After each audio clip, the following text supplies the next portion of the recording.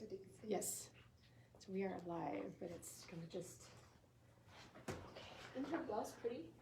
Yes. It always looks I'm pretty. too busy with her next to me, maybe.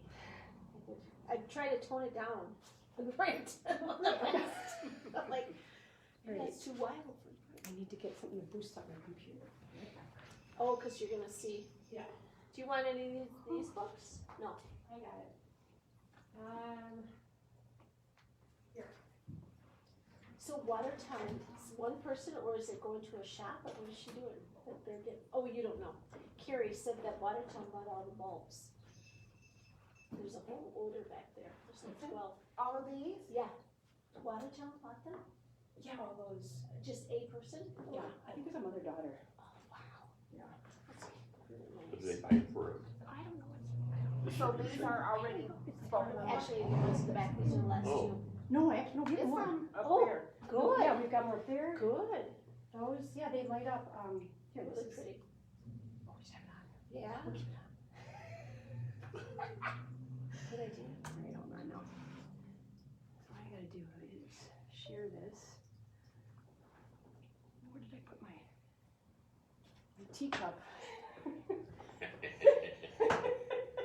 And what kind of tea is it? Fake tea. Well, next time you have a Zoom meeting. Hey, there's 5 people on already. There's 5 people on already? Jason's watching, so behave. All right, now. I suppose I can't be smart with my comments tonight. You can, he was having fun. Oh, you were so Does he know naughty. about your teacup? Yeah. It's on my computer. Is it interrupted on your phone? Mm-mm. Oh, I wonder if I'm gonna have internet problems on this, which is not a big deal.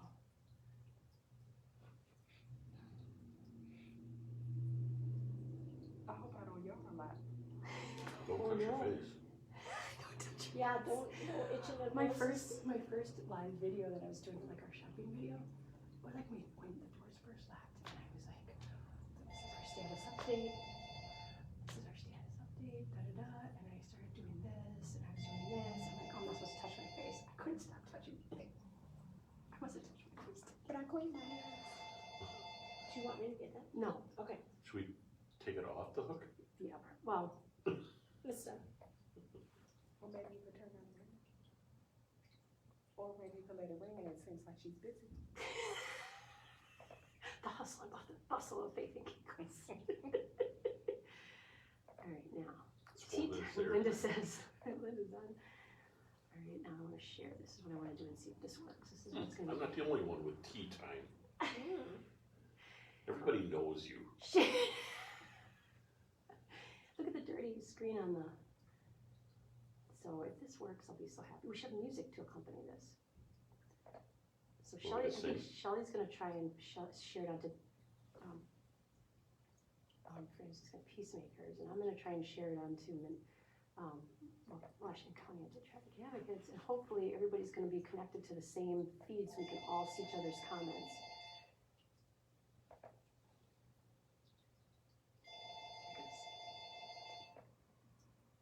Yeah, girl. I just want to see who this is in case somebody tried to warn me of something.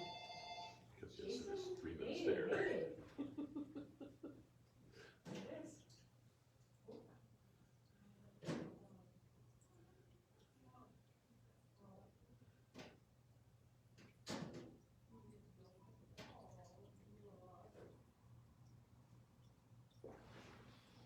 I was wondering how we were gonna all fit in the window. Yeah, I was too. Well, actually, I thought we were gonna shift. That's how I equated. I'm like 3.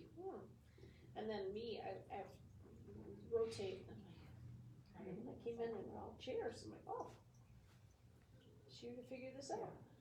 Oh, it's Jason calling her.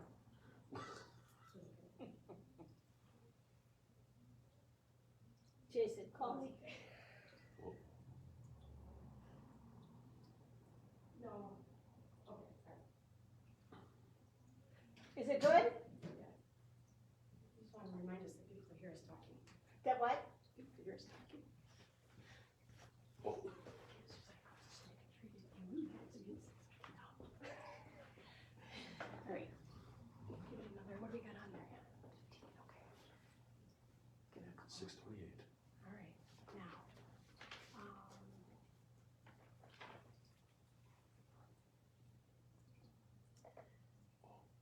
to turn the air on. I just turned the fans on now. That feels good. Yeah.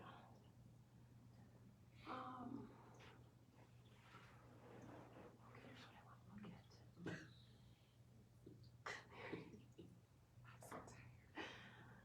Because he works me hard. Oh yeah, I'm sure. I believe it. No time for rest. We call him Pharaoh down at the shop.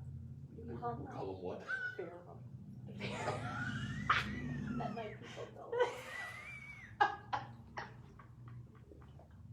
In the end, he hardened his heart. Be careful.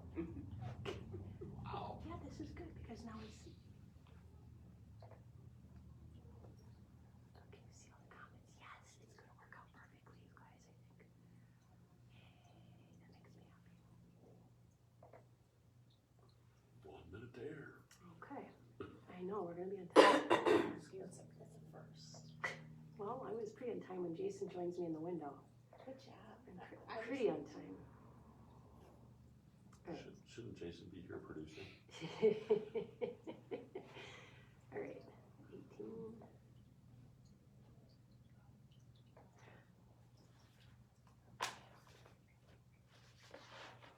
Oh, the best picture yet. Who are those masked people? Who said that? I couldn't see. It was you and I. No, but who said? Oh, wait a minute. I got. Never mind. I'm sleepy. Okay. So together. I was supposed to have that sign up, but I didn't yet. Okay.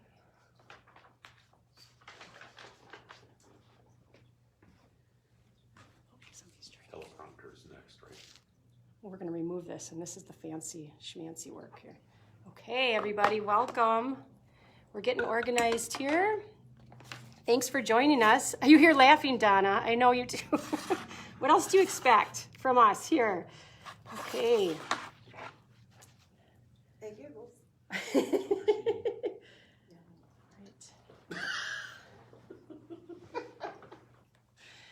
All right, I have to transition from being like the craziness of our live shopping tours to a little bit of seriousness. All right, are we all in? We're all in, right? There's a delay. I'm a half. There is a delay, yeah. You're a half? Oh, get it? Oh, yeah, here. I'm a hole there. All right, you good? I can move back if you guys aren't comfortable with me being too close to you. Yeah, move in a little bit more. There you go. Okay, we're good. We're good? All right, welcome everybody to our Washington County Anti-Trafficking Advocates meeting. We haven't had one in, well, since January? Was it? February. It's our February meeting. And so this is just a, obviously like everybody else is doing, we're evolving and adjusting and adapting. So that's what we're working on today, is trying to make it an opportunity where we can still get information out to you about important topics. I know many of you maybe haven't seen us for a while because I've been kind of crazy with the store here. We're back where we really started these meetings, right here in Faith and Giggles. We started almost 5 years ago, Yes. right? We started right here is where we first did our first few presentations, and we outgrew the space so fast that we had to move over to the Jack Russell Memorial Library and start doing them there, which we've been doing monthly. And if there's anybody on board here that I should really be watching, I know there's some new people that probably do not know what the Washington County Anti-Trafficking Advocates are, and this is just another element of Jason and I's I guess our world. And I know a lot of you who are on right now have been watching our crazy videos over in the window, which we will continue those, don't worry. But we have this side of us too, our advocacy side of us, which is really important. And so I have been so busy, I haven't had a chance to address this. And I'm glad and grateful for our friends over, I'm pointing the right way? Yeah, because everything's backwards. Our friends at Franciscan Peacemakers and Deb with the Medical Center Foundation for helping with this presentation.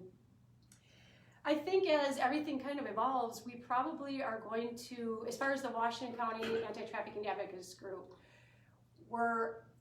we started as a group to educate the community about human trafficking issues. That is how we started. That was our reason. Our mission was to educate people that this is happening in Washington County. It's not just a big city problem, but it's happening here and everywhere.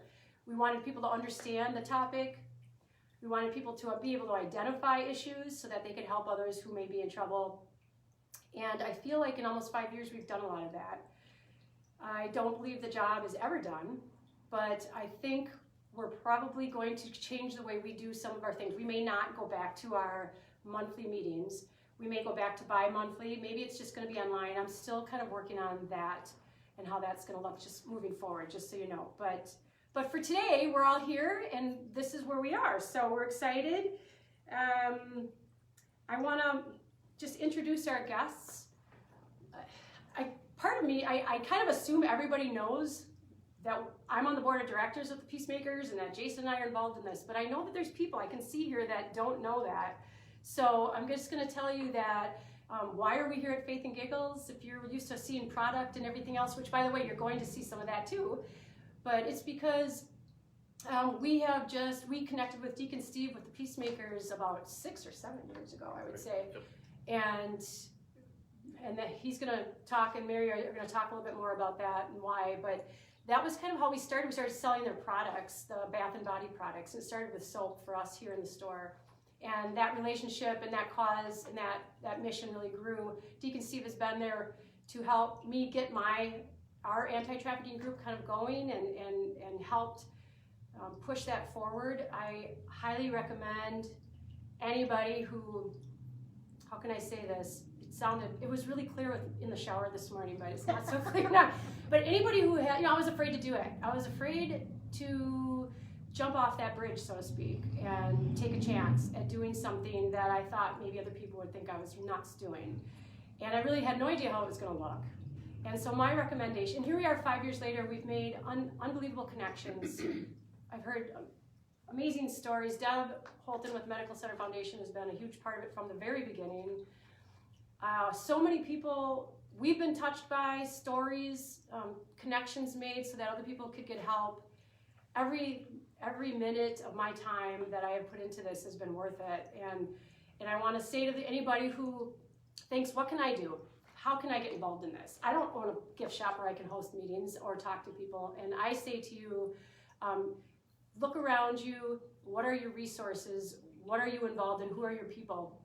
Get a couple people to support you who are supportive of your crazy ideas, and I do the air quotes crazy, and just go for it, and ask them to help push you forward, and don't worry about how it's gonna look moving forward, but just figure it out, because that's literally what I did. I remember the first meeting, and Deacon Steve was here, and that was the only reason I did not pass out from nervousness, because I knew that if somebody asked me a question that I had no answer for, Deacon Steve was here, then he could have answered that for me. And I also had resolved to the fact that I didn't have to have all the answers.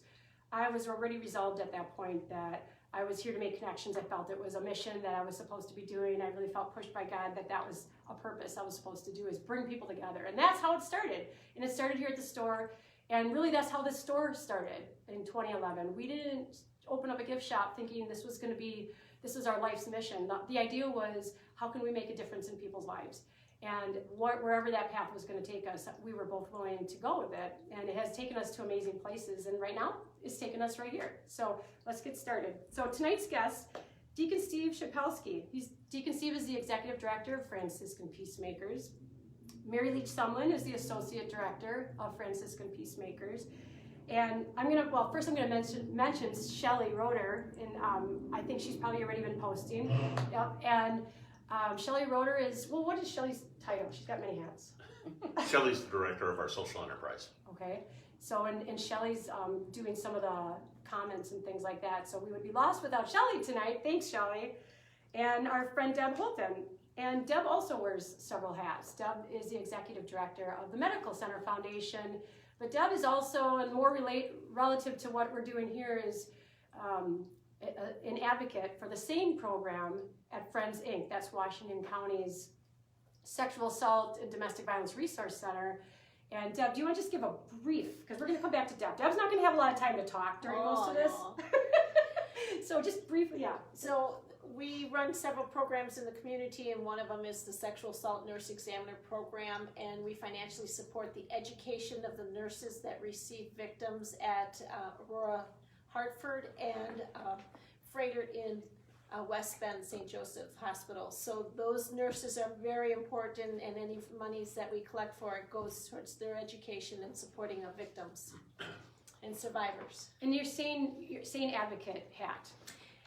What happens with those dollars is those nurses receive the victim, and the victim presents usually by themselves, and it's very, very helpful for them to know that they have an advocate or someone there to help and support them through their journey and their presentation and their story. And so I am a volunteer for Friends. It's a domestic shelter in West Bend that serves Washington County, and they have asked me to meet the victim along with other advocates one at a time. But I show up and I support the victim in when they share their story of what happened to them, and so that they have someone supporting them throughout their journey, and I can just share resources with them that at that presentation and connect them to additional resources in the community. And a definite resource is the anti-sex trafficking advocacy that we do here.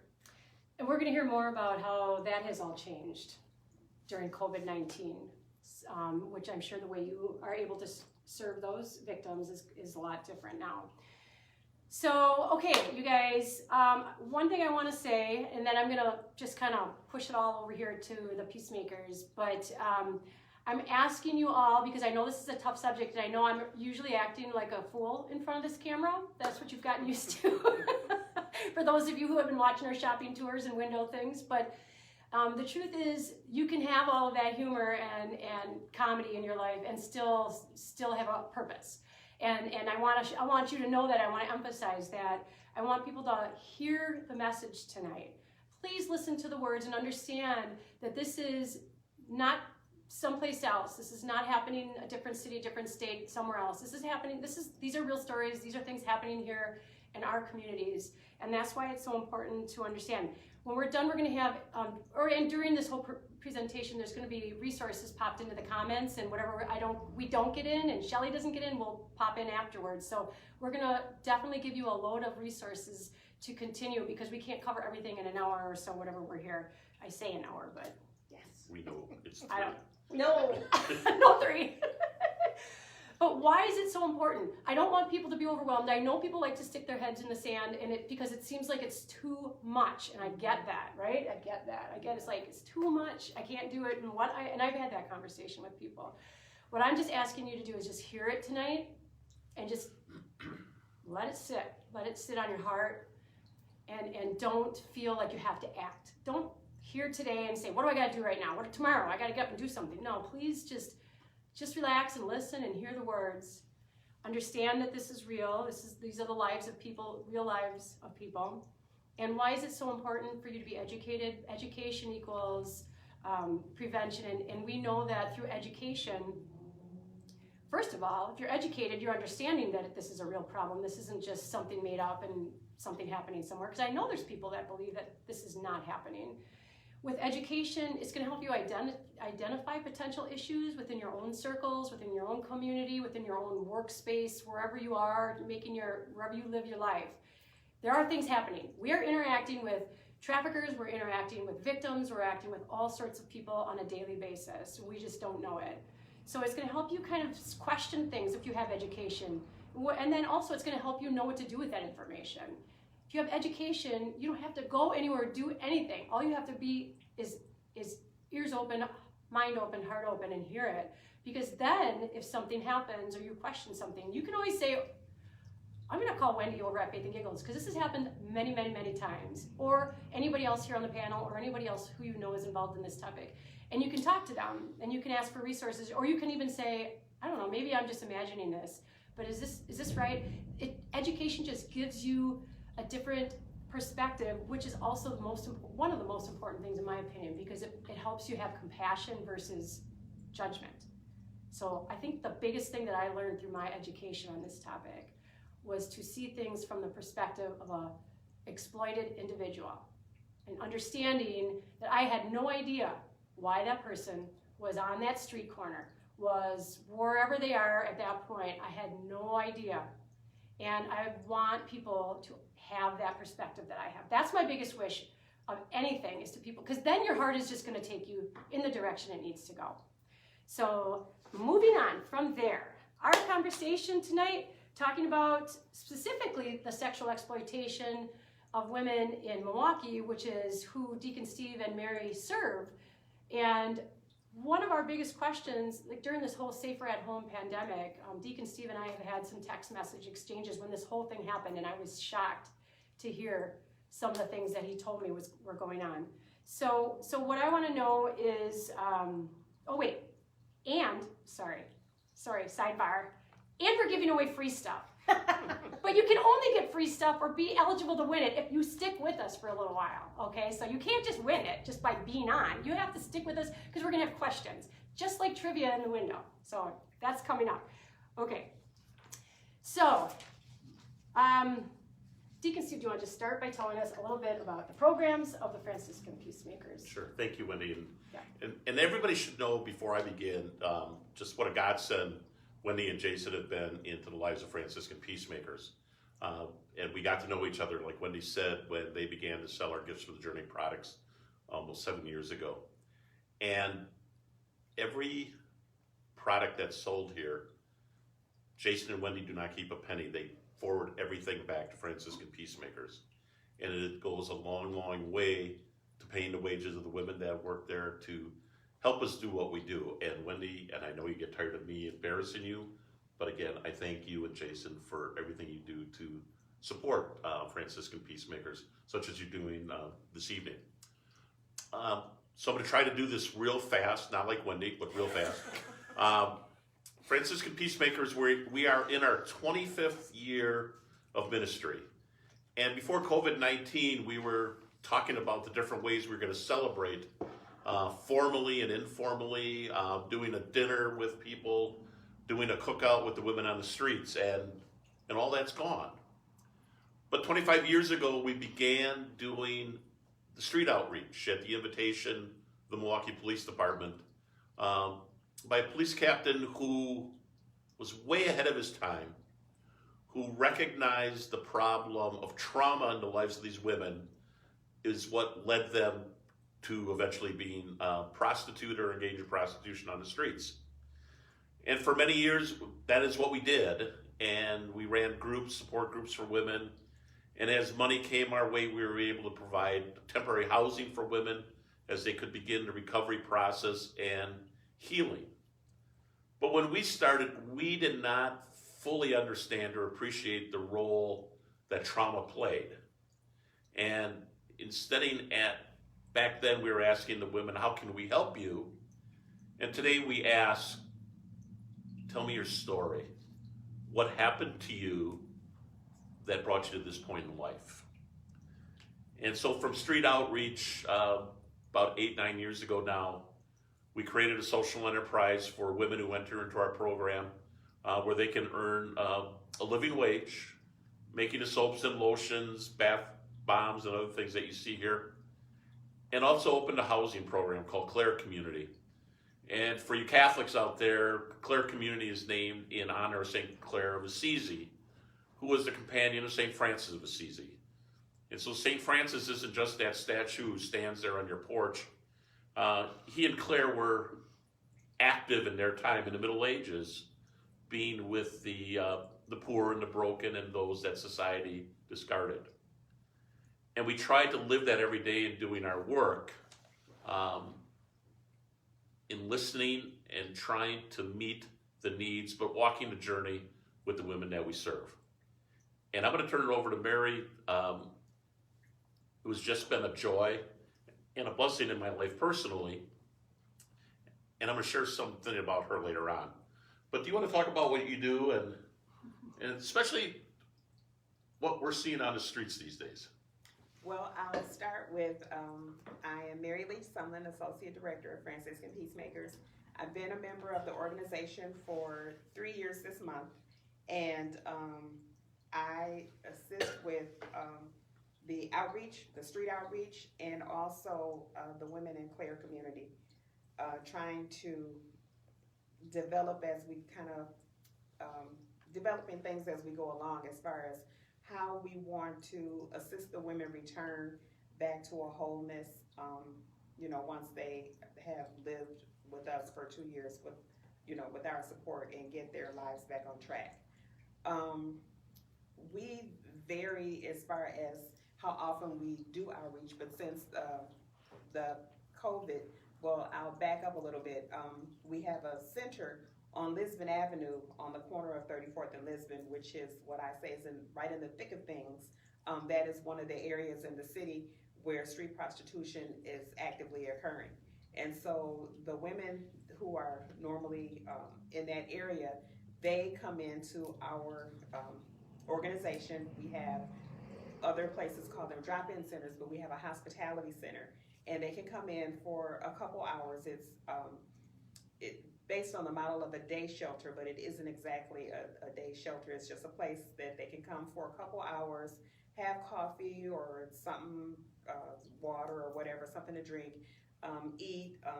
They can, talk to us about things that are going on the street, or just sit and relax, use a clean bathroom and freshen up, and, get some information about if they want to potentially change their life.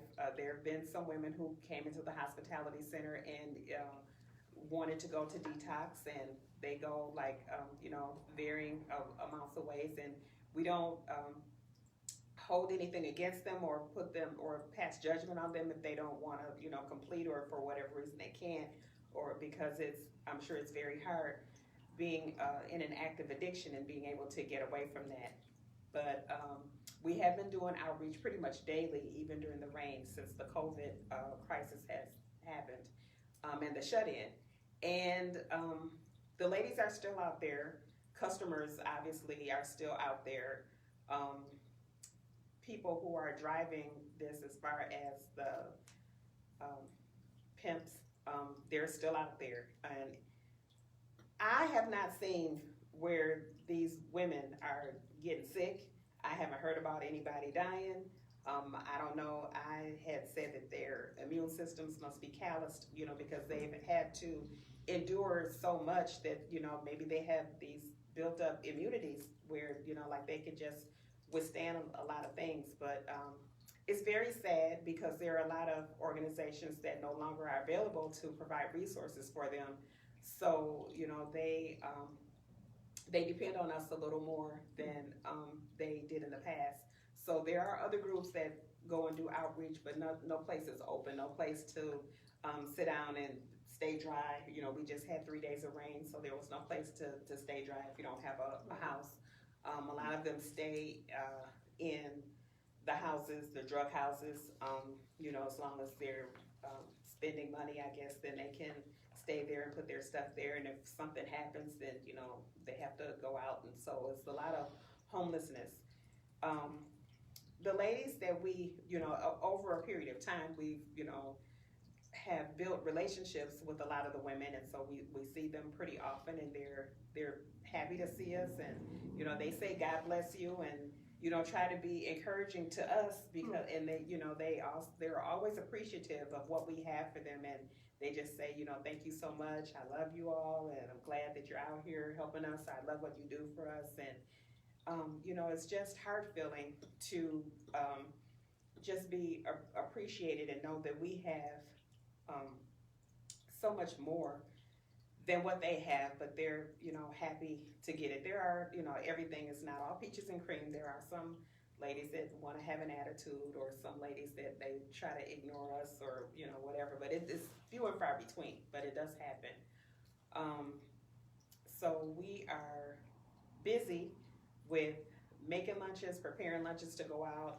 We have our gloves and our Lysol spray in the truck and our masks on, and we have everything all prepared, and we have a little bit of clothing, together, and we're gonna be separating it in sizes. We have some hygiene kits, but we have everything already, so that if there's a lady who needs it, we are limiting our time, with them, face to face. But there are not a lot of resources for them. For someone who wants to get clean right now, just because of the social distancing and not, letting new people in, you don't know what they have or what they could have or what they may be a carrier of, and to not put at risk other people. So it's it's a hard time. It's hard. And the hospitality center is not open. The hospitality center is not open. Okay. And how are women? Are they? Is there? Are they understand? How is that looking? Well, they come to the door and we try not to limit exposure. Like we no longer give out lunches at the door. We just do it when we come out and we explain that to them. And some of them accept it and some of them don't, because the same ones come back every day and thinking today is different and I'm going to get something today. But, and it can be trying. People have different personalities, and a person who is actively in an addiction, they can try your patience, and you just have to sometimes ask the Lord for some additional patience, so that you can continue to show love. And we don't, want to be like, oh, well, we're up here and you're down there, and here, like it's a pittance, and it's not. It's just, that's what we have, and we just try. And I always tell them just to, stay as safe as possible, because, what else, what can you do? Now, how is this affecting any new residents of Clare community? Is there are you allowing anybody new in if there were to be an opportunity at this point in the residential program? Not at this time. We had 3 ladies. We were full, and then one of the ladies who came to us from Lisbon Avenue, she got familiar with coming through our hospitality center, and she decided to go to detox, and she went to transitional housing, and she stayed in Clare community for about a month or so, and she left. But she left because she had a lot of family dynamics going on, parents taken ill, and she got a large family with children and brothers and sisters and grandchildren, and she wanted to be closer with her family, and so we're wishing her success. So she didn't leave by way of relapse, which is how usually when ladies leave, that's what happens. So to my knowledge, she's still keeping up with her sobriety, which is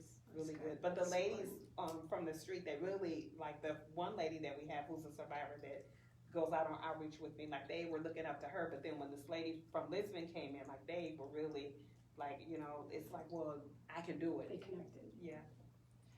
There's this quote that you have on the website, or I think you sent it out in the newsletter. The Franciscan Peacemakers made 149 contacts with women working on the street in April.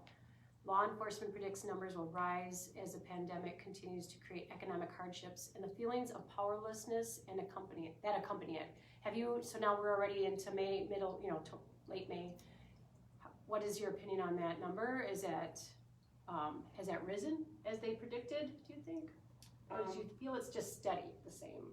I think it's the same, but it may be a little bit more, like once we do the count for May, because it was a lot more for March. But then too, we're going out more and staying out longer, and so that also increases, the amount of contacts that we have, because we're just out longer and for more days. Okay. But the weather will play a role as well. Oh yeah, right. So when you look at the statistics for April, the warm days, you could see counts spiked. Sure. But it also on rainy days, though, it's significant numbers that didn't used to happen. Oh, really? In the recent years, it has happened in the past years. There doesn't. For 25 years, we've had researchers come out periodically with us to try to understand a pattern, and there's no rhyme or reason to the pattern. But in meeting with law enforcement recently, and their concern is the economic damage, number one, that where women who maybe were being trafficked previously, engaged in prostitution previously, but found their way into the through jobs and everything else, and those jobs are gone. The concern is they're going to find their way back. The concern is there's going to be more teenage girls out on the streets, and the traffickers take advantage of these things. And I don't know why I was surprised after 25 years. I really thought we would see a drop in the women on the street. Okay. But where my office is on the second floor, and I can watch the corner when I get there at 4 or 5 o'clock in the morning, and just watch the Johns circling the block. Really? It's just more than I've seen. Because they have more time, maybe. That could be. I wonder. I mean, it's like whatever the reason is, but the demand has risen, which also was part of the meeting with law enforcement. And so we're going to be part of an effort with the police department, both on the north side and the south side, and some other organizations in trying to be able to spend more time with the women on the streets and encouraging them to take a shot at themselves. Is this what you want to do? But you had said something in the introduction, and it's an easy thing to say because we are in Milwaukee and doing all these things. But I have to stress as well that the women on the streets, while a lot are from Milwaukee County, there are a lot of women from outside Milwaukee County. And so... What's the common denominator? Well, common denominator is trauma, sexual abuse as a child, somebody looking for love, somebody looking for somebody to take care of them, and then they find themselves in these situations where they're forced to do things that they did not sign up for. But then even beyond the city, coming home tonight, and it doesn't happen every day, but it happens often enough. I was almost home in West Bend, and I had to turn around and get to an area hospital because there was a victim, something related to the victim and the family. And so it's just, what we see on the streets is only a piece of the problem. The damage that it does to their family members, the damage it does obviously to the women, the damage it does to communities.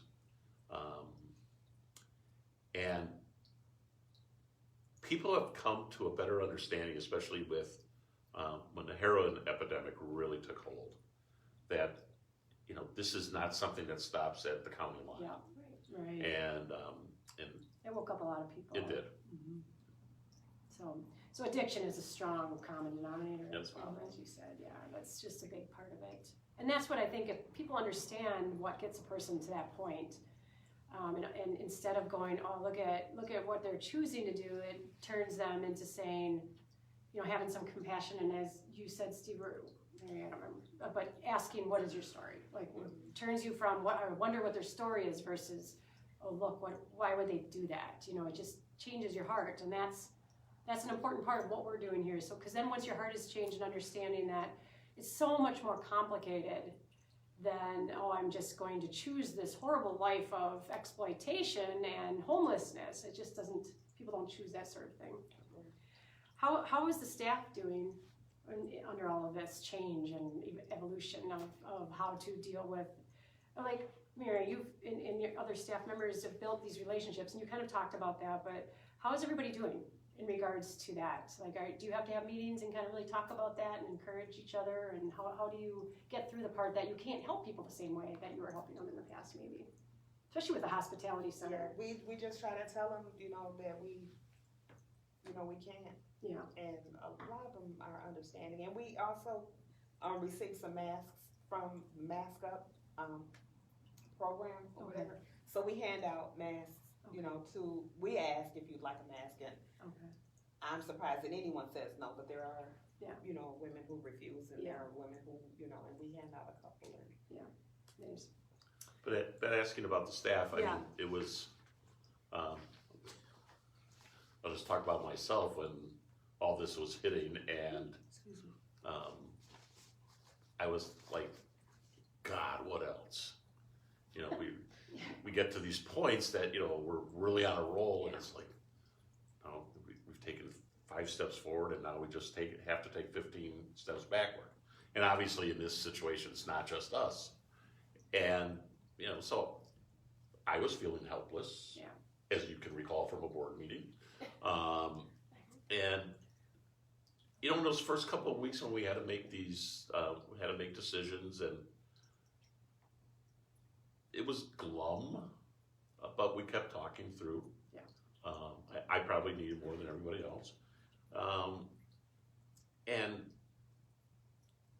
when, several ideas came up as far as, the threat to funding, excuse me, and we decided to copy you and Shelley and her creativity and use of social media, and board members who came up with ideas, and I was amazed at the reach, at the response of people who were buying product to support the jobs of the women, but also how people responded with great generosity with donations. Yeah.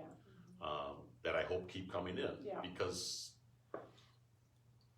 we're not, as a society, as a world community, we're not anywhere close. However, everybody wants to be hopeful. Yeah.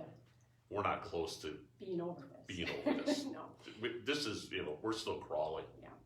And I want to talk more about the whole creative changes and ideas in a minute, but let's talk about successes, because that's fun to talk about. Let's talk about Cynthia.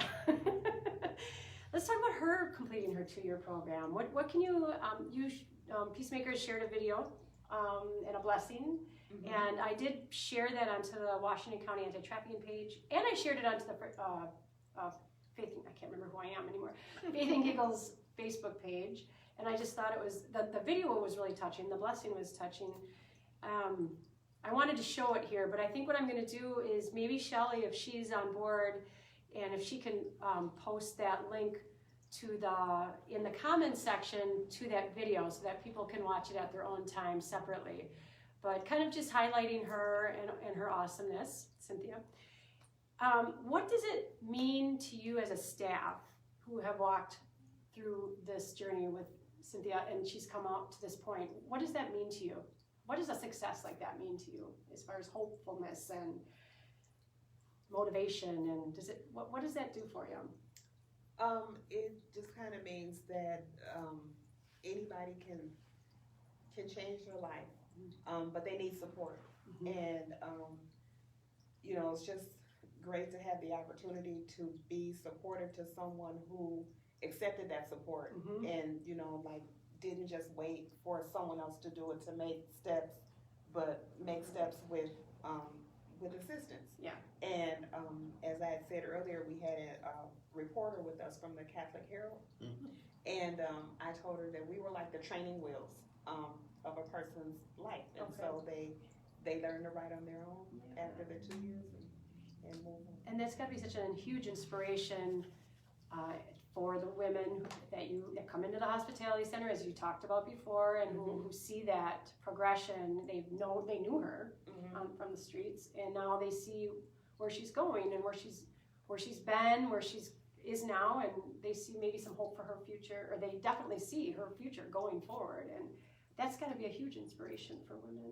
Yeah, and it's important with her, with her and to her, that she wants to make sure that she doesn't seem like she forgot where she came from, and that she's always, reminded of, it's like just the toss of the dice that, that you can always go back. You can come up and you can go back down. So she's always cognizant of that and not wanting Still to get working ahead of herself. Sure. I mean, I imagine that's got to be something that's always on her mind, and always something that she's got to work hard for. And I think that what you just said, just trying to recall that, just that she had to be willing to take that help, and what a huge step that first step is for people who are stuck into a life of homelessness or exploitation or whatever addictions, that she took a hold of that and she reached out and got help, and but that she did it ultimately. She did it with the help of the training wheels. But she reached out, because I've known Cynthia for 10, 11 years on the streets, and so it took a long time for the relationship to pay off, for her to have the courage to ask for that help. And she certainly has made the most of it. And there's been many times over 25 years I was willing to throw in the towel, wanting to throw in the towel, and willing. And but she's given me so much strength. And she's funny. And Mary has done an incredible job with her in walking that journey and knowing when to step in and help, but most of the time stepping back and just being with. And that's powerful when a person can make decisions, sometimes make the wrong decisions, like any of us in life, and not have to worry he's going to come back and end what she started. Sure. I think we should have had cake here to celebrate, and I'm upset that I didn't think of that until right now. Cynthia, I'm sorry, because we should have had maybe balloons or something in honor. But so yes, in all seriousness, I think that for somebody, I've known people who have come out of addictions, but I know that that is one of the hardest things, and it's such a small percentage of people who actually come out and thrive.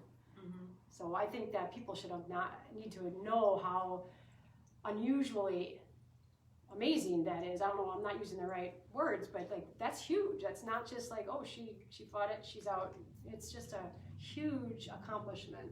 So But it's important to remember it's more than confronting the addiction.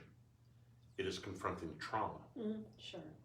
And when a person can honestly face the pain,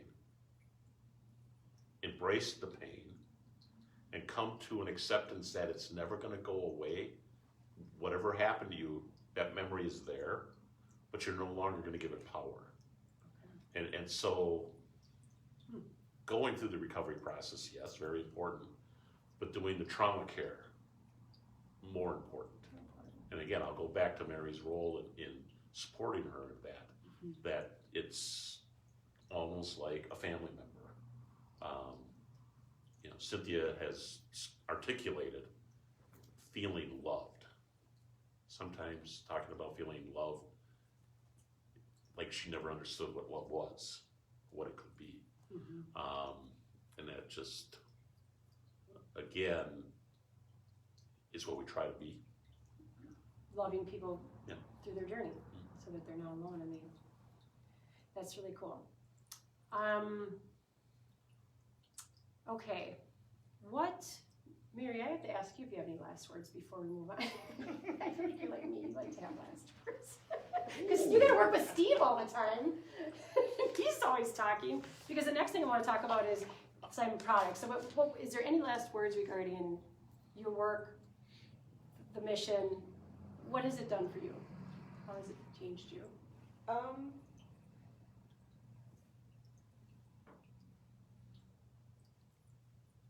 don't really think it changed me at all. I don't think. Okay. But it is just, it's a blessing to be able to help someone else. And maybe it has changed me. It has brought me closer to God. Mm-hmm. Maybe more appreciative, and just has changed my relationship.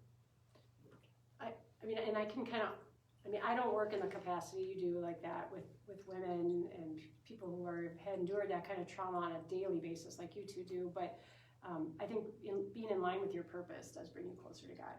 I mean, that's how I felt. I feel just doing what I'm doing because I'm giving people opportunity. I'm not doing anything, but I'm giving the opportunity for people to hear about these important organizations, and for me, that makes me feel like, I feel like what you just said, like, I don't feel changed. I just feel like your real authentic person is finally able to just, like, you just have this, I speaking for myself, just that sense of purpose coming to fruition. Like, that's what we're here for.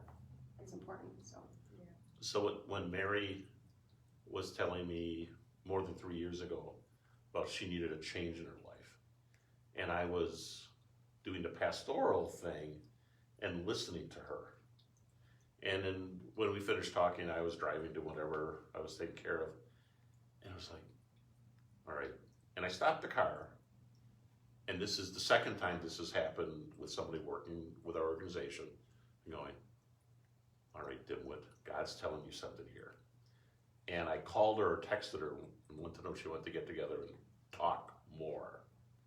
And so I would agree with Mary. I haven't seen, the change that I've seen in Mary is more joy and happiness from when she was in that time of struggle of going, you know, being called, pulled, I have to do something different. Yeah. Does that make sense? Yeah. All right. So, okay. So changing gears a little bit, adjusting the sails and getting creative to stay afloat. So, Yeah. personally, I know this some experience to this myself. You do. We had Jason in a bunny costume making deliveries. I mean, we're in the window doing podcasts. I'm doing tours. I'm drinking wine out of a teacup. I mean, I'm making adjustments. But we had those same kind of conversations as a board at the Franciscan Peacemakers. Like and I'm sure the staff has had a lot more conversations. But just, okay, here we are. What are we going to do about this now? And a lot of amazing ideas came out of those meetings, all of them, I'm sure. And so before we kind of show some of the products that we sell here that you can, and I want to say, you can purchase them here at Faith and Giggles. You can purchase them online at franciscanpeacemakers.com. You can do either way. It doesn't matter. The money's all going to the same place. But I just want you to know that there's a reason that product sales is so important. So just, I don't know, either one of you want to just discuss that. I mean, donations are important to a nonprofit, as you know. All of that stuff is important, but why are product sales specifically so important to this organization? Well, the product sales provide the wages for the women, provide the money for materials to keep making new product.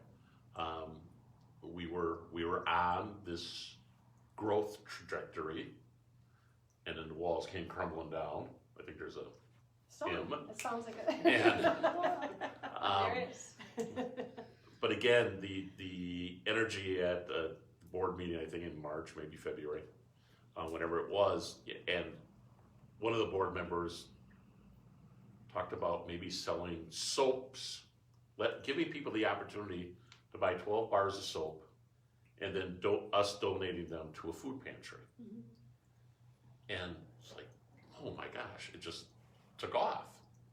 And I think we have sold over 1,500 bars now that have went to food pantries in Milwaukee, Waukesha, Washington, and Sheboygan County.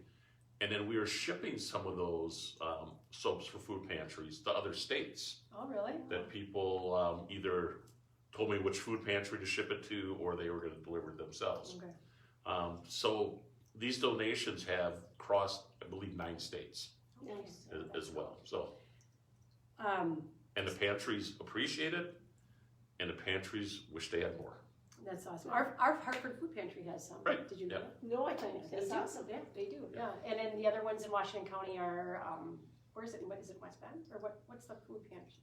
The full shelf food pantry. Okay. I believe that's what it's called. Yeah. West Bend. Okay. So that's cool. So also that came out of this are these special gift boxes, right? And I don't know. I'm going to scooch. I'm scooching. I should just stand up. Okay, I'll just stand. And so I don't know how much of this can be seen. Can you see everything here? Those of you who follow us on Facebook, you've seen me posting like a mad person before Mother's Day. I posted a lot of these packages. These 4 different care packages, you could call them, right, were created. They're real pretty on the inside with colored stuff and packing stuff. Crinkled paper. Crinkled paper. Yes. So I'm just going to show you, I mean, really, this is why I always say, I wish you had smell-o-vision, because some of this stuff is so delicious. This particular package is called the Energy Package, and it's got dark chocolate, it's got coffee, it's got a lotion and a soap. There's this prayerful package. This one's got a journal, it's got soap, lotion, and a candle. Where do we get those journals Yeah, from? the journals are from Faith and Giggles. The calming package, so the lavender, smells delicious, and that's got tea and a lotion and candle and a bath bombs. It's 3 in a package. And then this is the energy package. I probably don't need this most of the time because, although sometimes I could use it. But the thing is, this is one of my favorites because, oh my gosh, the citrus is the best, uplifting citrus, and there's the lemon verbena. So, and then it's like the lemon verbena candle and bath bombs. And then this one comes with this lemon ginger flavored energy drink. So natural. And so all these the 3 packages here are $35. The one, with the exception of the one with the coffee and the chocolate, of course, is more, as it should be, and that one's $45. Yeah. Right. And this was the creativity of Shelley. Yes. Came up with this idea Brilliant. to create these care packages, and so many of them were ordered by people in southeastern Wisconsin that were shipped to nurses around the country. Oh, yeah. To caregivers around the country, teachers, Yep. anybody in a stressful situation. And I just, I took great delight when I was helping to mail them out, and people would ask us to write notes. Yep. Something very I specific. saw some in there, in the And, box there, yeah. So it's Yeah, I think that's awesome. What are other package? So you did these, you did this, the food pantry things. Was there something else too that I'm missing? But also, before we get Yeah. off of this, Yeah. just add that the accompanying products, the ginger juice and the tea and the prayer journals and the chocolate and the coffee, they're all from local places, so it's all Yep. nice. locally sourced, so we're buying All local. of it. Yeah, that's awesome. Yes, so Tobble chocolate, it's Delicious, and I don't like dark chocolate. Really? I haven't had it yet. I need to try some of that. but now this is me at 63 and I can't remember, but it's fair trade chocolate, Sure. as well as the coffee being fair trade. Fair trade. And Nice. the energy drink is donated. Somebody donated the journals, even though I said I want to pay for them. And we were given even steeper price breaks than a regular wholesale break on for. Okay. And so That's so many people want to participate. That's right. awesome. Right. That's the thing. It's like it was just so many things. It wasn't just one thing. It was like it was relationships that you've worked so hard to build up to now, kind of all coming together and helping each other. And literally, that's what we saw in our community with when our doors got locked. To just us personally, just so many people coming out. You saw a lot of ugly stuff happening, but you see the good. Like you see such good in people that want to come together, that you have gotten to know and build relationships with. And I think that is what has been the most heartwarming in my eyes, seeing all of that. Like all your hard work and not that you expect anything in return ever, but just then when people are down, that other people are coming. I had George Bailey in my window. Do you know George Bailey from It's a Wonderful Life? Because I always like. He was my guest. He was one of my guests. Did you know that, Mary? What did he say? I'll tell you what he said. He said it's a wonderful life. Because, I wanted him to join us and, because he was down on his luck and he had worked so hard to build relationships with people and help people. And then that was it. He was just down. He was hopeless. And all of a sudden, boom, the community came together for him. And we feel like that was kind of like what the community is doing for each other here. And with this whole thing, the more Deacon Steve told me about the successes and sales and things, that just warmed my heart. And because it just made me think like that's the good in people, that they want to do something and they don't know what to do, but this is what they're doing. They're donating, they're purchasing, they're sending, they're doing all those things. So And you didn't have it up here, but we have the original collection set. yes. And so there's another Hartford area business involved in that. That's Catamaran Hardwoods. All right. And Get that. they make all the soap dishes and donate them. Oh, wow. Yeah. Yes. And Jim, if you're watching, you said you were going to be. We need more soap Jim, dishes. are you on? We could sell some soap dishes separately too. We'll take some too, Jim. So yeah, this is the original collection set. And if you've shopped Faith and Giggles, it's right up here by the counter. There's different scents involved. And this is the best deal right here. It's got a lotion, 8 ounce, right? Yes. A soap dish, as Deacon Steve referred to, and a package of 3 bath bombs, all for $20. That is really one of your best bargains. We raised our prices. And They're 25. okay, are they? Whoops! Nobody told me. Okay. All right. Well, they're 25 now, which makes it even better because this is going to be our grand prize winning. Ooh. Yeah. So that we're going to get to right now, because those of you who have hung on, which is great. Perfect. We're going to do a couple questions before we move on to the next thing here. And this is going to be the last prize. So I'm going to hold on to this. For right now, we're going to give away, along with a $10 gift card from again. Where are you from? Where am I from? Faith and Giggles $10 gift card, because we want you to come in the store and see us and say hi. Along with that, we're going to give away one of the lotions. So a gift card and a lotion is the first prize. Okay, and here's the question. Are you ready? It's coming at you. All right. I know. How do you spell Deacon Steve Shedpelski's last name? Shedpelski. How do you spell Shedpelski? I did not put it in the heading of this podcast, of this live video, because I didn't want you to, but you can look it up. If you were watching the looping of the Franciscan Peacemakers website, you may have seen it there. You could see it other places. So I'm going to watch to see, how do you spell Deacon Steve's last name? Good luck. It's pronounced Shedpelski, but I'm not going to tell you how to spell it. It doesn't spell that way. I can assure you of that. So I'm waiting. Come on, we got to get some guesses. Do you see anything, or is my computer just not updating? I'm delayed. I can't see that far. I see things coming up. Do you see anything? Somebody's saying, stop the questions, Wendy. Shout out to Kettle Moraine Hardwood. Yes, Shelly is hard at work on behind the scenes here. Thanks, Shelly.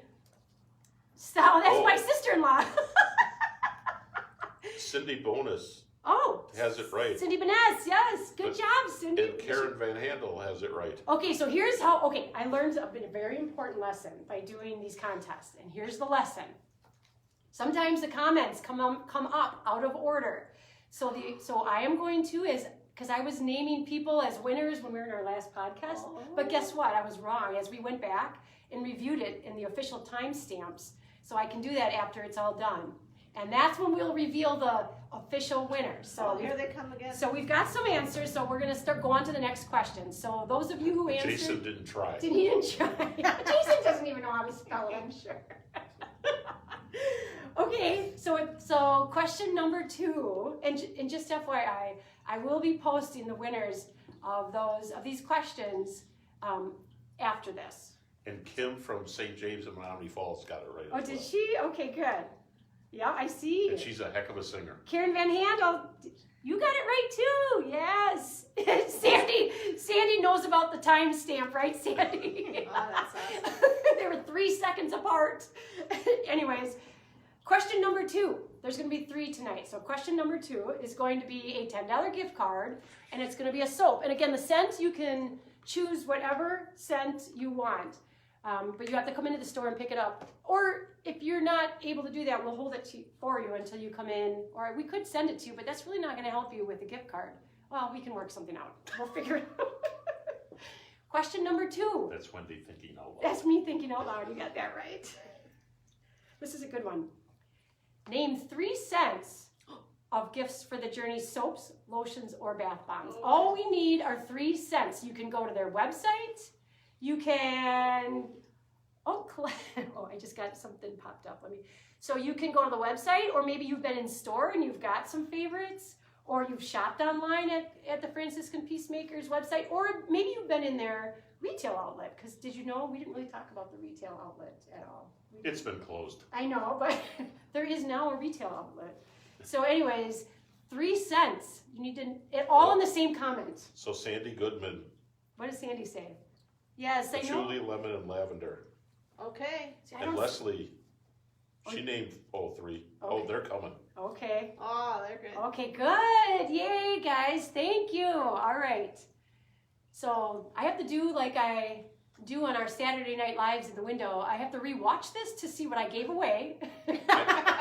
I'm not sure Deb Rulin gets a prize because she's a board member. Oh. Deb Rulin, you're kind of like me eliminating family from the contest rules on Saturday nights. I don't let family win. You're already getting a discount. That's my tagline. So anyways, but yes, that's great. Everybody's got their favorites. All right, so we're going to move on from here, but know that I will review this, and I will look at the timestamp, and we'll get the official winners of each prize. And I'll rewind and see what I said that you would win. So we'll talk about that too. So you're like the NFL. I have to what's that? Instant replay. Instant replay. That's right. I don't remember things like afterwards. It's gone.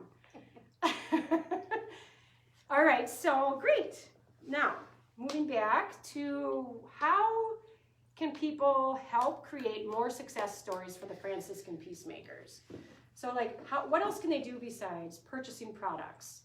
Can they donate? Can they host an event? Like, what are things that you're asking people? And I know it's changed. It's different right now because we're in this weird. But there's things people can do right now to help success. And they can do each of those 3 things even if they I don't know how it would work out, but hosting a virtual event. Right. Okay. Which yeah. is a thing to do these days. Yeah, and a church could do it. People could do it in their own homes. Mm-hmm. People could do it. I'm trying to get fancy. So there are people. You could actually host it where you're at your home and you guys are at wherever, and and you could still broadcast it. So I mean, there's all sorts of technical things that you can use. it's that people know how to use that I don't know how to use very well yet. So donating, purchasing product, hosting an event, even starting your own fundraiser. I know there's all these, start a fundraiser buttons and stuff like that. So, and Deacon Steve has, right now with the church is not, but eventually we're getting back to that, where there's actually going to be people in the pews. So inviting you to come speak is an option, right? Kind of? Well, that's What's happening? probably not going to be on the table anymore this year. It's not, okay. I mean, it's just Okay. one of those uncertainties. Okay. But hopefully in 2021. Okay. So follow FranciscanPeacemakers.com if you're interested, learn more about the organization. And one other thing I have here in my notes, what are some things you could use right now? Like, do you need gift cards for food? Do you need lunches? Like, what are those what are those things right now? Gift cards for food would be helpful. Okay. We normally go to Sam's, so Walmart gift cards are good. Target gift cards are good. And then you use those. Those are not given necessarily to the women. They're used to purchase the items that you're making, the lunches and the products that you need. So Sam's, Walmart, or it would be a Walmart. Is it Sam's gift? Well, either way, right? Someone gives Walmart cards and we use them at Sam's and Walmart, okay. which is where we do the bulk of our purchasing. Is there any volunteer opportunities right now? Right now, we do not. Not really. And that's for everybody's safety. Mm-hmm. Yeah. We hope the day comes again, as with so much. But volunteers, a lot of them have still been keeping in touch. Okay. And one of our volunteers is a woman who was part of the program in the early days. And that's been something neat about this, because a lot of women from the early days of Franciscan Peacemakers who are continuing their journey, doing well, they were volunteering as well. Yep. And so they miss coming, all the volunteers miss coming, and we miss them. Somebody's asking, where can they send the gift cards? To Franciscan Peacemakers, 3333 West Lisbon Avenue, Milwaukee, 53208. And it looks like Shelly just popped that address right in there. Good job, Shelly. Why did I doubt you? I didn't doubt you, actually. I knew it would show up there. One day you are going to have Shelly as your guest. Of course I am. Well, Shelly and I are just probably going to end up drinking wine, and we won't talk about anything about work. We're just going to talk about who knows what. So Cindy wants to know, packing lunches is not needed now then, right? Well, a woman contacted me from West Bend, and she is going to be packing lunches in her home with some friends in June. Okay. But people haven't been able to do it as part of church groups anymore right now. And at least within the Archdiocese, for the foreseeable future, even though there's going to be Mass again starting the weekend of the 31st, other activities are not going to be permitted. So making lunches isn't going to be. Okay. But a woman from West Bend, she's going to be doing it with some of the people from St. Mary's and West Bend at her home, and I'll be picking those up. So if people have ways of doing it, contact me. Shelly, do you want to post my phone number and email? And that's the best way to get a hold of me. Okay, good. Or you can get a hold of Shelly. Okay. All right, I think we're going to make the transition a little bit onto the online thing. Is there anything else either of you would like to share? Did I miss anything that you were like, I want to talk about this or that, or in closing?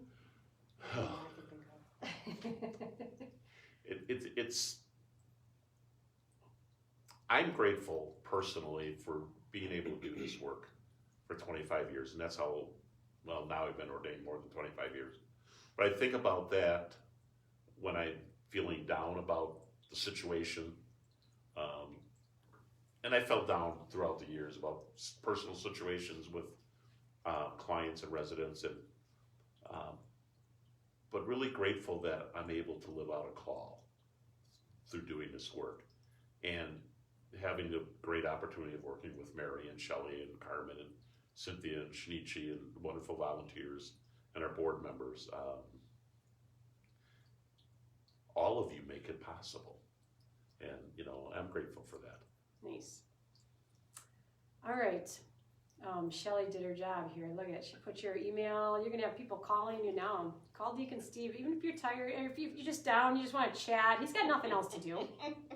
Right? You got nothing. You just hang out. Wendy and I, we do trade text messages at 1 a.m. from time to time. That is true. All right. So thanks to you guys, and just we want to. We talked a lot about the women being exploited. Really, we're focused. The Franciscan Peacemakers really focuses more on the adult women, and we want to make sure that in this time, and we're not going to spend a lot of time on this tonight because I don't want to take up too much of everybody's time, and this is a huge topic, the whole online child sexual exploitation. And I'm saying child sexual exploitation because we're focusing on the kids that are online more now because of school being home, and obviously everybody knows they're on it more. It gives more opportunity for predators to connect with them and reach out. But it's not just kids that get exploited online or tricked online. It's adults. I have heard many stories from adults, and I'm not just even talking about sexual exploitation.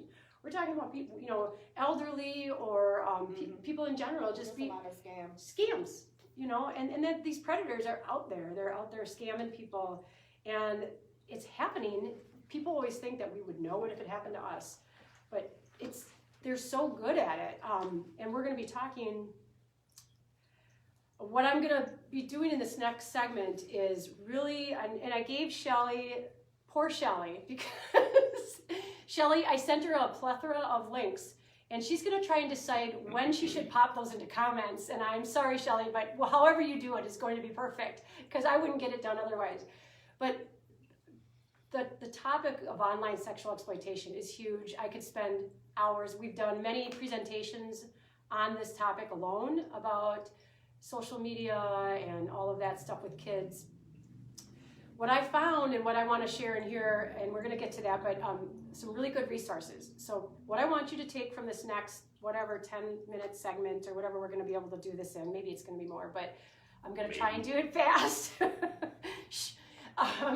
is that hear what I'm saying, hear what we're talking about, but then look at the links, take some time on our Washington County Anti-Trafficking Advocates Facebook page.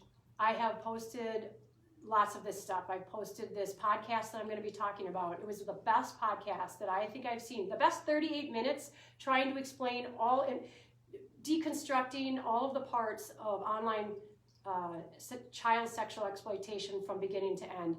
And these 4 experts kind of worked through it and talked about it. And so I want people to watch this 38-minute podcast. I would love to show it. I'm not going to show it. I might show it at another time. I might just do that. But I'm not going to do that right now. But the link is going to be in there eventually. And thanks, Shelley. I got you. Thank you. I appreciate it. I feel so much better. But I'm going to start this segment with our third question for the grand prize. It's a question that's going to make you sad, but the product and prize is going to make you happy. This is the collection set worth $25, not $20 as I thought, because we've been selling it for $20.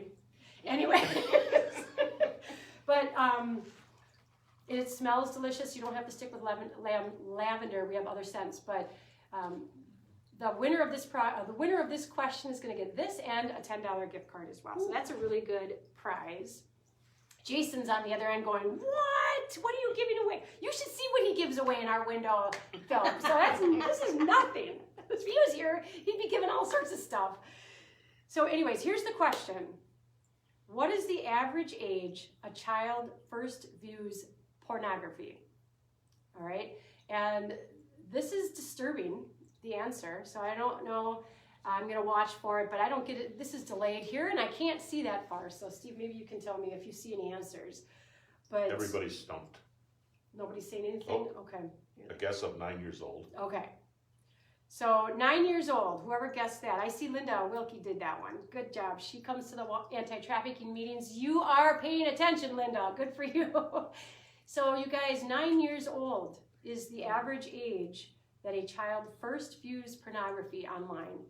And, you know, think about that. That's an average. So it's happening younger as well, to average that out. And most of the time, we're going to assume that is by accident. The things that pop up on these social media apps, the advertising, everybody's a click or two away from something that they didn't plan to see or want to see. As adults, we've seen things pop up like, how did that get on there? And these kids are seeing things like that. Now, you figure these kids who are vulnerable and don't understand the manipulative tactics of a predator and how they can just work their way into these kids' psyche and get them to, follow these links. So maybe they connect with them on social media and they encourage them to get to these other places. And you think your kid would never do that. My kid would never do that. Not my child mentality. I have heard it myself, and I think that's one of the biggest barriers for parents in preventing their kids from the trauma of sexual exploitation online. The fact that you think that it couldn't happen. So one of the statistics that I've come across, and statistics it's a statistic. It's done by one study. And so it's not gold, it's not written in stone, but here's one. 42% of victims trafficked online never met their trafficker. So how can that be? How could somebody be trafficked, sold for sex or sex trafficked without actually leaving their bedroom? How can that happen? So online sexual exploitation is why, because these images, if a child is tricked into posting or sending an image to somebody that they trusted, that tricked them into trusting them, that image can then therefore be taken and used, for evil, and that's a trafficking situation. That's a sexual picture. That is trafficking. So there's so much. This particular statistic says 42% of victims trafficked online never. That's a pretty high statistic. We don't know, what's the actual number, because we know that 42% is thought to be low. It's thought to be low. I mean, sexual crimes are the lowest underreported crimes. We know this, and it's because why? Because of shame. People are embarrassed to report that.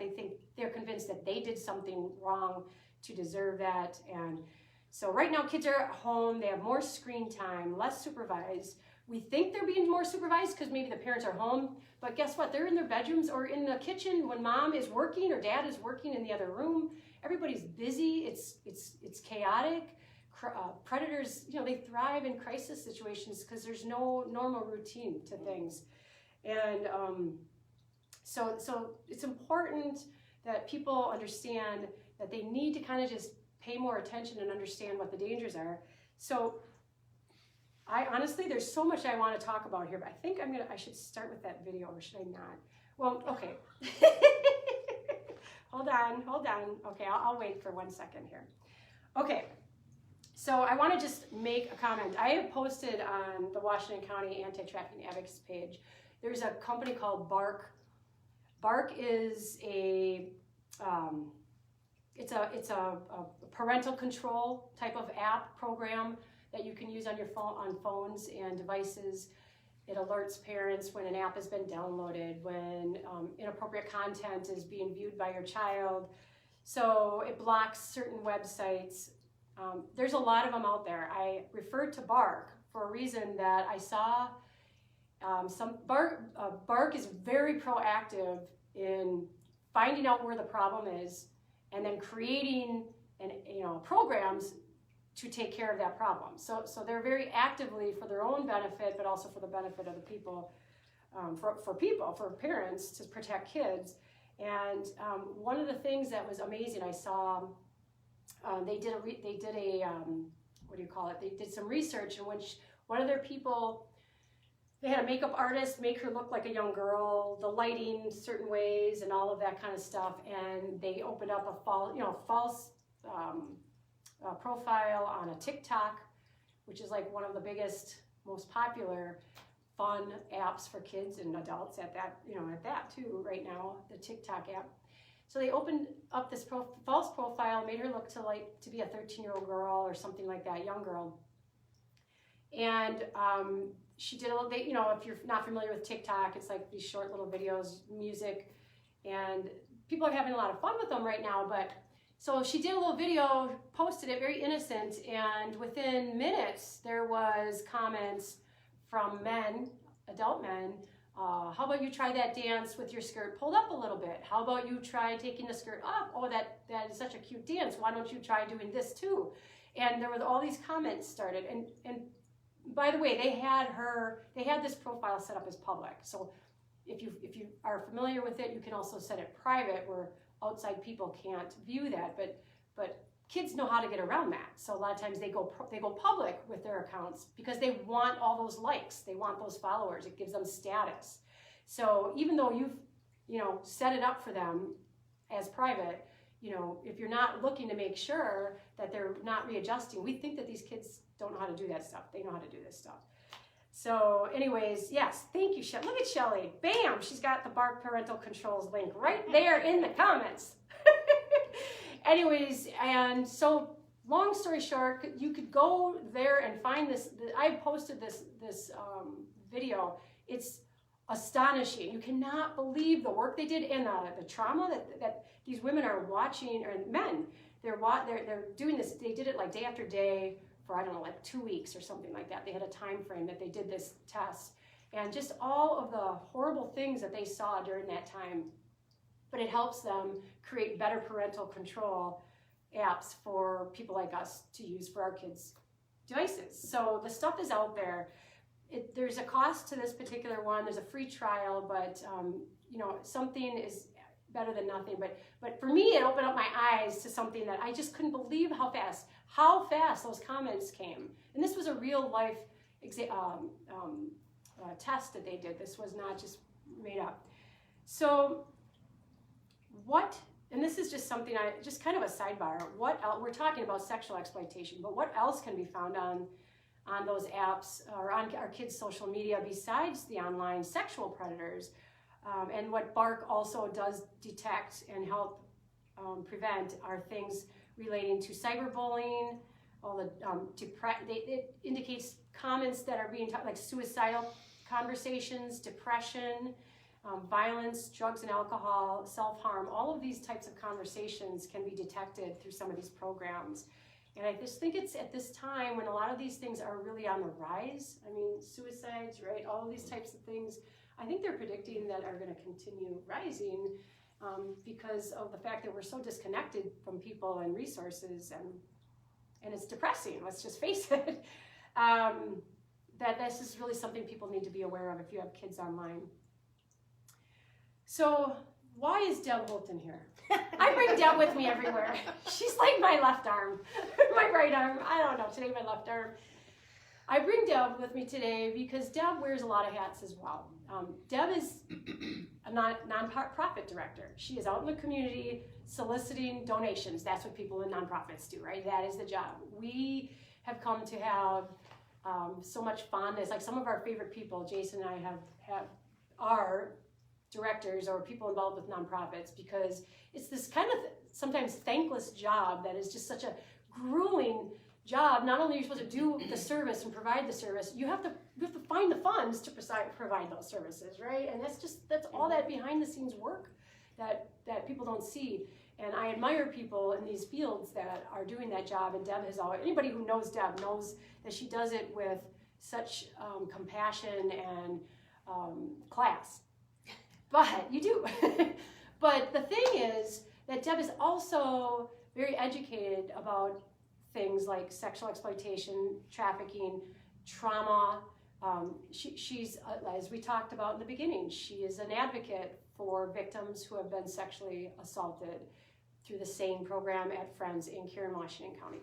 Deb will personally be in the room and deal with these people during the worst times of their trauma and just be there and believe them and support them and show that compassion. And that's only learned by being educated about this topic. And that's not easy to see as our friends with the Peacemakers and anybody working with people who have endured traumas. It's just, it's so personally taxing on them also. Besides, it doesn't leave when you go home, it doesn't stop. So Deb is involved in all of this. And Deb, by nature, is a chatty Cathy like myself. So I haven't heard her say a word. just wait until she starts talking. That's why I'm going to keep talking now. And she's a great listener and friend. So people talk to her and they tell her things. And Deb has also heard a lot of trauma. And so without going into a lot of detail, but my big thing is I want people to understand that these things that we're talking about are happening here. You may not see the street prostitution that they see in Milwaukee, but the prostitution and the trafficking is happening here in our communities. It's just happening in a different manner. It's in the hotels, it's in homes, it's online, it's in different ways. And so it is happening. You talk to our sheriff's office, you talk to our police departments, you talk to our school administrations. Online sexual exploitation is happening. So Deb, what kind of personal story or things can you talk to in regards to that fact, to just helping our audience understand that it is happening here? So you shared about online exploitation and how that happens to children, and I want you to know there are many, many parents out there who have set up strategies to help their children and to help make sure that they're safe when they're online. And you need a round of applause for doing that. But during the coronavirus, things have kind of turned upside down. School's now happening at home. Parents are having to do their work at home and not go to work, so schedules are all mixed up. And so the routine of checking your children's devices may have, and often do, go off to the side and you forget to do that. And a situation has happened where there's parents who made that part of their routine to check their children's device. The coronavirus happened, the schedules changed, and they noticed that their kids were on the computer more often, which made sense because they were doing homework and activities and having to stay home and just doing more things on their own. Well, one of their children was on an app, and every time a new app would be downloaded, a parent's phone would be alerted. Well, it hadn't happened that a new app was downloaded for quite some time, and so when that child downloaded an app after being distracted to click on this site while they were playing a game, the parent's phone lit up and they thought it was junk mail and they deleted it.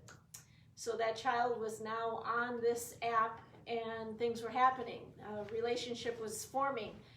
Grooming started to happen.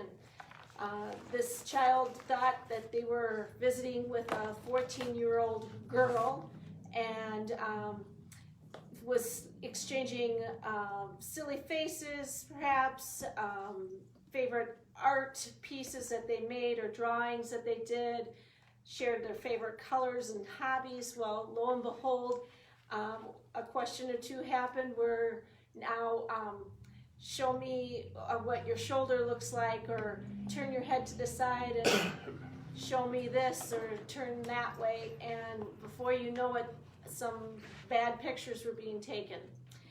And this was all happening right underneath their parents' noses. They had the alert that this app was downloaded, but they didn't pay attention to it, didn't realize it was happening. And the days clicked by during the coronavirus. And one day the parents asked the child to bring their device over. We haven't done this for a while, let's take a look at it. And that child brought it forward, nothing to hide, not ashamed, nothing, not embarrassed, because they were having a good time with their teenage friend, and this particular child was not even 10. And what happens is the mother said, this is something new, what is this? And she clicks on it, and lo and behold, there are hundreds of pictures of her child nude, naked, and horrified. This mother couldn't believe it. And so what she did was what you should do, which is contact your local authorities. And they were able to help and assist her and start an investigation. This child then needed to have what's called a forensic interview because it's been exploited. The investigation is ongoing. I can't tell you what's going to happen, but it was not anything that was happening right here in the United States. They believe it happened overseas, and it can happen in seconds, and it is a horrifying experience, and it's a lesson learned. This can happen and does happen to you, to me, to your neighbor, and what you need to know is when it does, do something. Be a part of the action to report it, because they can. Your authorities are now being trained in this field more and more every day, and they can help you. And so there's great advice out there for parents who maybe this has not happened, God forbid that it does, but I was going through a number of websites and things to come and talk to you about, and there was a suggestion of making house rules and setting it up next to the computer to help remind your children never to share information about yourself, your name, your address, even the name of your school, to people that you don't know that are online, and not to open any new apps or emails without permission, to actually train them to ask every time, and you thank them for asking, and that's a good thing you did, and no, you can't open it.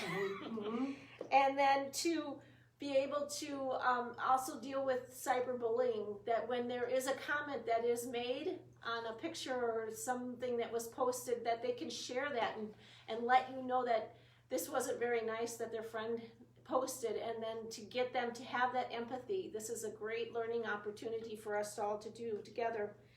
And that people that ask you to meet with them, even if they've gotten your permission to have a conversation or to be chatting back and forth, that they never go out and meet this person somewhere else outside of your home, because you are the parent and you want to know what's happening.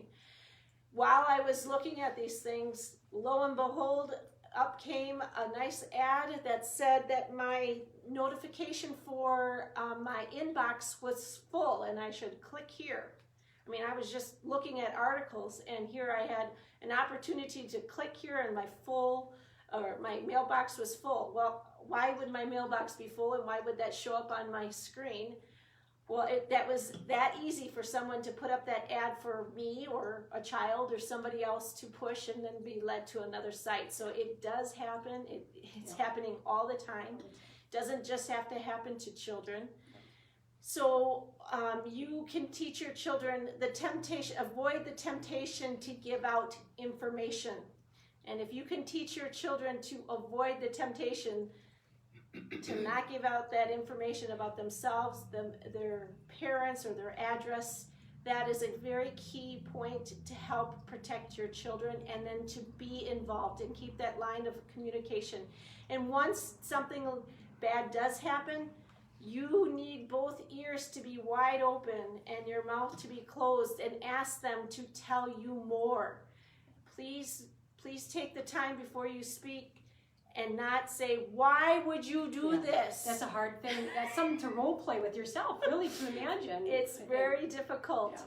So you need to get as much information out of them so that you can share that information with the authorities to help you, and you can get through this. There are resources in the community, and it looks like you're sharing that information online too. So.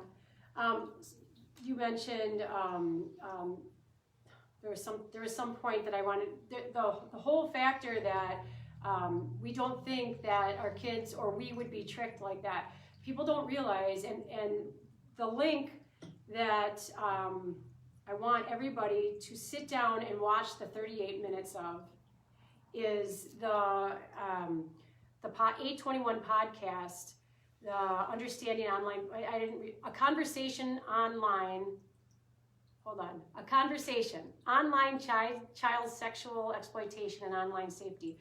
And Shelly, if you're confused, I think I sent it to you as 821 podcast, Understanding Online Predators, Dangers, and Staying Safe.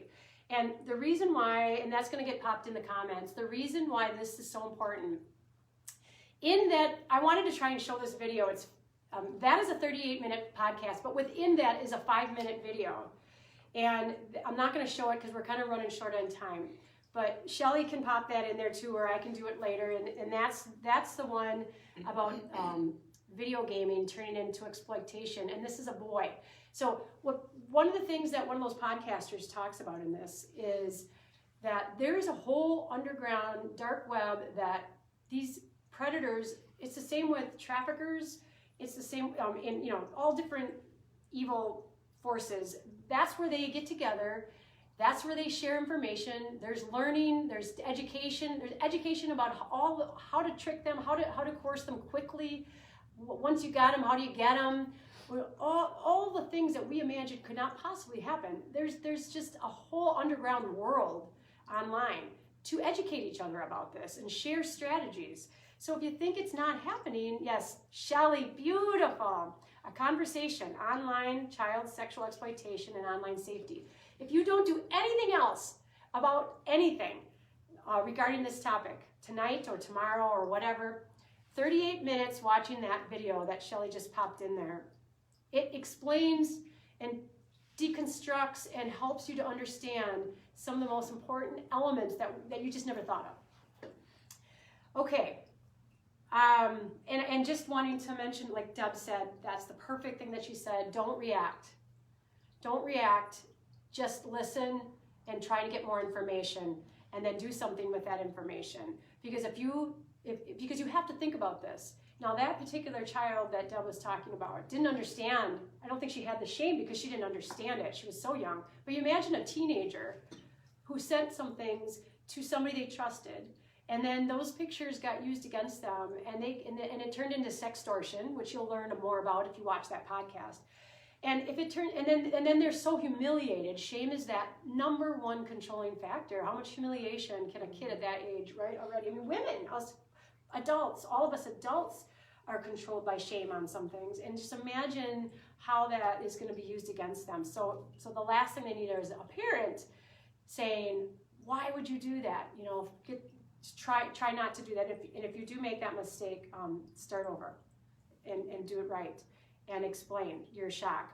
And okay, resource. Oh, okay. So what I really wanted to say also is,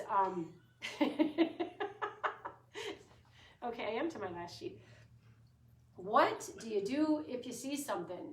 Now, I have had people literally call me, and I encourage you to do that. They'll call here at the store. And they'll be like, or they'll message me, or they'll email me, and they'll say, "I had this situation, but I don't know." Like you lose confidence in yourself. We've somehow become so disconnected from others' business that we think, well, if we see something, it's none of our business. We're here, all of us here are here to say, it is your business. If you see something that doesn't seem right, trust your gut. We don't give our gut value that it deserves. Our instincts. God gave us instincts for a reason, and then we just don't trust it. So if you need a support system, reach out. Reach out to somebody else and say, "I saw this," but say something. Don't say nothing. And then the next thing is, like Deb said, go to your local authorities. They're being more and more trained. The Internet Crimes Against Children affiliate in Washington County, so the ICAC, Internet Crimes Against Children Task Force, is a national thing, but there's affiliates in the different cities and states. Ours here, Jackson Police Department, you can contact directly. So I had a conversation with Matt Joy, who is the director of Wisconsin's Internet Crimes Against Children Task Force, and he encouraged me to encourage you to reach out to the Jackson Police Department police chief, because they are the affiliate here in Washington County. Now there's others. We've had Hope Demler. She's now lieutenant. She was a detective at the Washington County Sheriff's Office, present at one of our meetings, and she is a bulldog. Like, even if there's not that, even if what happened online didn't cross some sort of illegal line, she will still go and find out what the story is. She will still have a conversation and find out what this adult is doing, contacting a child. There are people in law enforcement, and our Hartford Police Department has officers on board as well that are educated on this topic. Yes, there's Shelley with the link. Yes, Shelley. So tell somebody. Also, I want to make sure, Shelley, that people see the National Center for Missing and Exploited Children's Cyber Tipline. So I was going to show you this too, but if you, once Shelley puts that link in there, if you go to the National Center for Missing and Exploited Children's Cyber Tipline, there is literally a button, report here, click, and it's got an online form. You don't even have to talk to a human being if you don't want to. You can report something that doesn't seem right. So there's a million resources, there's ways, okay, 1 million is a big number. That's a pretty big number, but there's a lot of resources available.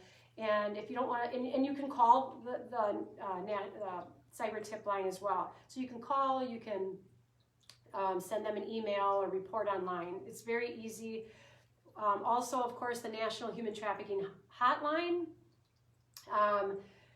If you have questions about somebody, you see a situation that doesn't seem right, I have called it myself. If you think some business is doing shady business, if you see a couple of young girls with a man too old and it's not their dad and they're dressed maybe not right, or something just doesn't seem right, call that number, get as much information and details as possible. If there's a car involved, the license plate, clothing, age, all those kind of details. And there's Shelley with the NCMEC cyber tip line. Thank you, Shelley. And do all of those things, or do something, I guess is the point. And how, and this all comes back to the beginning, how we started.